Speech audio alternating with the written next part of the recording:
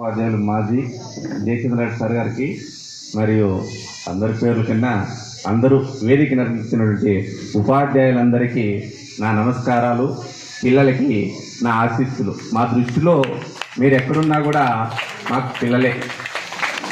వాస్తవంగా ఈరోజు నాకు కదిర్లో ఇంపార్టెన్స్ ఉంటారు, కొందరు కొంచెం తక్కువగా ఉంటారు. ప్రతి ఒక్కరిలోనూ తెలివితేటలు అనేటివైతే ఉంటాయి. వాటిని మనము ఉపయోగించుకునేటటువంటి విధానాన్ని బట్టి మనము మంచి స్థాయికి చేరుకోగలుగుతాం. ఏ వృత్తినైనా కూడా మనము ఒక పద్ధతి ప్రకారము క్రమశిక్షణతో చేసినామంటే ఏ వృత్తిలోనైనా కూడా మీరు ఇప్పటికైనా రాణించేటటువంటి అవకాశం ఉంది. ఒక రాజకీయ నాయకుడు కానీ క్రమశిక్షణతో తిరిగి ప్రజలతో మంచిగా వెలిగితే మంచి స్థాయికి వెలుగుతాడు. ఒక టైలర్ కానీలే బాగా బట్టలు కుట్టినాడంటే అతని దగ్గరికి ఎక్కువగా పోతారు. ఒక టీచర్ బాగా ట్యూషన్ చెప్పినాడంటే అతని దగ్గరికే బాగా పోగలుగుతారు. ఒక బేల్దారు ఉన్నాడు, అతని ఇల్లు బాగా కట్టగలుగుతాడంటే అతనికి అవకాశాలు ఎక్కువగా వస్తాయి. కాబట్టి మీరు అవకాశాలను బాగా రావాలి అంటే మీ చేసేటటువంటి పనిలో నైపుణ్యం అనేది ఉండాలి. దాన్ని బాగా అభివృద్ధి చేసుకోవాలి. నేను చేసేటటువంటి వృత్తి ఇది చిన్నది అనేది ఎప్పటికీ భావించకూడదు. మనం ఏ వృత్తి అయితే చేస్తున్నామో అదే మనకు గొప్పది. దాంట్లోనే మనం బాగా మంచి స్థాయికి ఎదిగేదానికి అవకాశం కూడా ఉంటుంది. ఎప్పుడూ కూడా నామోస్ చెందాల్సినటువంటి అవసరం లేదన్నమాట. ఎందుకంటే తల్లిదండ్రులు మనకు ఆ రోజుల్లో, మీరు చదివేటువంటి రోజుల్లో చాలా పేద పరిస్థితుల్లో ఉన్నారు. తల్లిదండ్రులకు చదువు రాదు, మీరు ఈ స్థాయికి ఎదిగినారంటే కూడా చాలా గ్రేట్. కనీసం మీరు ఇప్పటికైనా మీ పిల్లలైనా కూడా ఏ విధంగా చదివించాలి, మన తల్లిదండ్రులు ఏ విధంగా చూసుకోవాలి. మీరు అనుకుంటుంటారు దీపావళి పండుగ వస్తే మా తల్లి కానీ మా తండ్రి కానీ టపాసులు ఇవ్వరు అని చెప్పనని. ఆ రోజు వాళ్ళకి తినేదానికి తిండికి లేదు, బట్టలు కొనిచ్చేదానికి స్తోమత లేదు.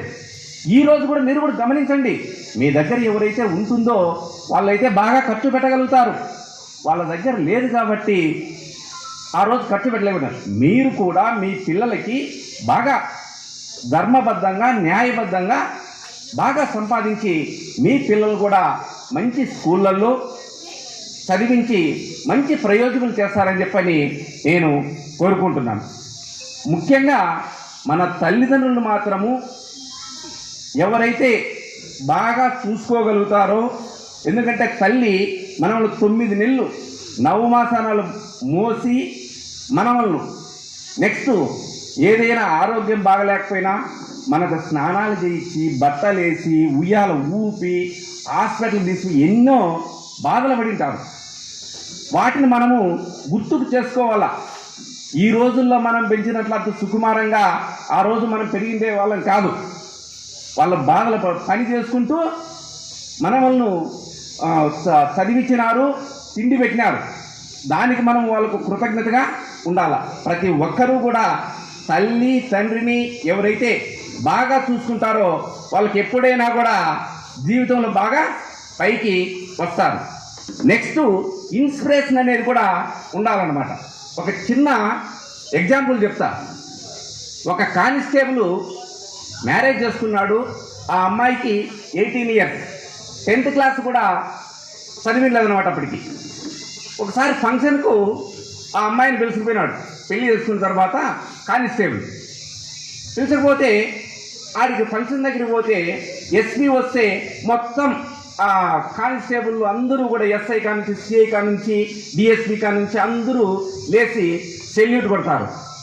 అప్పుడు ఆమెలో ఆ పాపలో ఒక ఇన్స్పిరేషన్ కలిగింది. నేను కూడా ఇట్లా కావాలి, అందరితో నేను కూడా సెల్యూట్ కొట్టించుకోవాలి అని చెప్పని ఆ పాప ఆ 18 ఇయర్స్ ఏజ్లో పెళ్లి చేసుకున్నా కూడా నేను చదవాలని చెప్పని 10th క్లాస్లో 600 మార్కులకు ప్రైవేట్గా రాసి 580 మార్కులు తెచ్చుకుంది.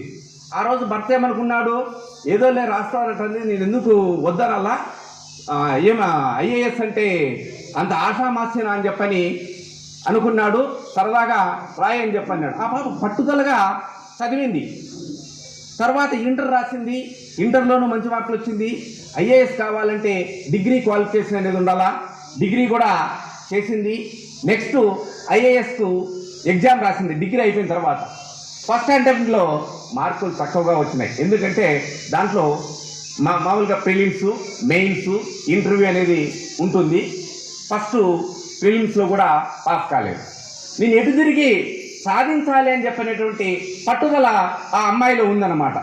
సరే, భర్తతో నేను ఖచ్చితంగా సాధిస్తాను అని చెప్పానంటే ఢిల్లీకి కోచింగ్ కూడా భర్త కూడా సహకరించినాడు. అతను సహకరిస్తానే ఢిల్లీ కోచింగ్ పోయింది. నెక్స్ట్ టైం రాస్తే ప్రిలిమ్స్ పాస్ అయింది, మెయిన్స్ ఎగ్జామ్ రాసింది, ఇంటర్వ్యూలో ఫెయిల్ అయింది, ఇంటర్వ్యూలో సక్సెస్ కాలే. తర్వాత ఆ పాప నేను ఖచ్చితంగా సాధించాలని చెప్పని థర్డ్ టైం రాసింది, ప్రిలిమ్స్ పాస్ అయింది, ఇంటర్వ్యూ వచ్చింది, మెయిన్స్ రాసింది, ఇంటర్వ్యూ వచ్చింది, ఇంటర్వ్యూలో కూడా సెలెక్ట్ అయ్యింది, ఐపీఎస్ సాధించింది. కాబట్టి మీరు వయసుతో సంబంధం లేకుండా ఇప్పటికైనా కూడా నేను ఏ పనైనా సాధించాలి అంటే మీలో ఒక పట్టుదల అనేది ఉండాలా, క్రమశిక్షణ అనేది ఉండాలన్నమాట. నెక్స్ట్ ఇంకొకటి తృప్తి అనేది ఉండాలా. తృప్తి లేకపోతే మనకు పండుకుంటే నిద్ర రాదు, అనవసరమైనటువంటి ఆలోచనలు అవసరం లే.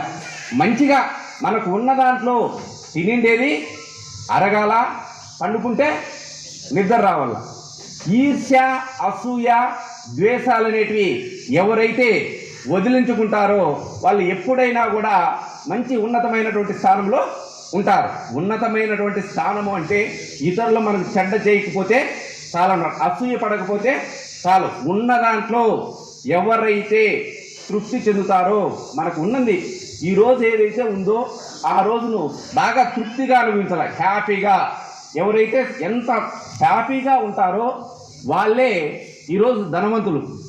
ఇప్పుడు ఎక్కువ మంది ఇళ్లలో భోజనాలు చేసుకోరు, టిఫిన్లు కూడా చేసుకోరు, లాస్ట్కు టీ కూడా హోటల్కి పోయి తింటున్నారు. వాస్తవంగా ఎవరైతే ఇంటి భోజనం తింటూ ఉంటారో, కొందరు గొప్పలకు పోయి హోటల్కి పోతారు. వాళ్ళు వేసేటువంటి కల్తీ ఆ ఆహార పదార్థాల వలన యాక్చువల్గా 40 సంవత్సరాల వరకు మనం ఏది తిన్నా కూడా అరుగుతుంది. తరువాత మనం హోటల్ తిండి అట్లే కంటిన్యూగా తింటూ ఉన్నామంటే అనవసరమైనటువంటి రోగాలు వస్తాయి. వాటికి డబ్బులు కూడా ఖర్చు పెట్టుకోవాలా. పిల్లలు కూడా మనము పేద అంటే హాస్పిటల్ పోవడం వల్ల డబ్బులు కూడా ఖర్చు అవుతాయి. వాటిని మనం అరికట్టుకోవాలంటే, మన ఆరోగ్యాన్ని బాగా చూసుకోవాలంటే ఇంటి భోజనం ఎవరైతే తింటారో వాళ్ళు ఆరోగ్యంగా ఉంటారు. నెక్స్ట్ రుచికరంగా ఉంది కదా అని చెప్పని భోజనం కూడా మనకు తగినంత ఎవరైతే తినగలుగుతారో వాళ్ళకి ఆరోగ్యం. ఎంతవరకైతే మనం తినింది జీర్ణమవుతుందో అంత తిన్నామంటే ఆరోగ్యము బాగుంటుంది, నిద్ర కూడా బాగొస్తుంది. ఎక్కువ తిన్నామనుకో అది వామిటింగ్ చేసుకొని మళ్ళా డాక్టర్ దగ్గరికి పోవాల్సిన పరిస్థితి ఉంటుంది. మనకు ఉన్నదని చెప్పని అతిగా ఏది చేయకూడదు. కాబట్టి మీరందరూ కూడా బాగా, నెక్స్ట్ ఇంకోటి చెప్తున్నా, మీరందరూ ఈ విధంగా కలిసినారు. మనం ఏదైనా కూడా ఒక మంచి పని జీవితంలో ఒక్కటైనా మీరు ఇక్కడ కలిసిన దానికి